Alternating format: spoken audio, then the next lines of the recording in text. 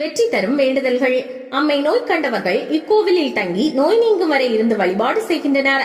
இவர்கள் மீது அபிஷேக தீர்த்தம் தெளிக்கப்படுவது வழக்கமாக இருந்து வருகிறது. அம்மை நோயால் பாதிக்கப்பட்டவர்களும் தீராத நோயால் பாதிக்கப்பட்டவர்களும் தங்களது வேண்டுதலை மாரியம்மனிடம் தெரிவித்து அது நிறைவேறிய பின்னர் அம்மனுக்கு உருவம் வைத்து வழிபடுதல், கோழி ஆடுகளை காணிக்கையாக செலுத்துதல் போன்றவற்றையும் பக்தர்கள் மேற்கொள்கின்றனர். தை, மாசி, பங்குனி, சித்திரை மாதங்களில் சமயபுரம் மாரியம்மனுக்கு மாலை அணிவித்து விரதமிருந்து பக்தர்கள் பாத யாத்திரையாக வந்து செல்கின்றார்கள்.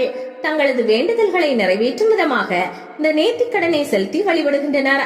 மற்ற மாதங்களை காட்டிலும் பங்குனி, சித்திரை மாதங்களில் பாத யாத்திரையாக வரும் பக்தர்களின் எண்ணிக்கை அதிகம். இவ்வாறு வரும் பக்தர்களுக்கு பல்வேறு இடங்களில் நீர்மோர், பானகம் போன்றவற்றை பொதுமக்கள் வழங்கி பக்தர்களை இளைப்பாற செய்கின்றனர். அமாவாசை நாளில் சமயபுரம் மாரியம்மன் கோவிலில் தங்கி மறுநாள் காலை வழிபட்டு சென்றால் காரியங்கள் அனைத்தும் நிறைவேறும் என்ற நம்பிக்கை பக்தர்கள் மனதில் காணப்படுகிறது. இக்கோவிலில் அமாவாசை நாளன்று தங்கி வழிபடும் பக்தர்களின் எண்ணிக்கை அதிக அளவில் உள்ளது. இவர்களின் வசதிக்காக கோவில் வளாக பகுதியில் அமாவாசை மண்டபமும் கட்டப்பட்டுள்ளது.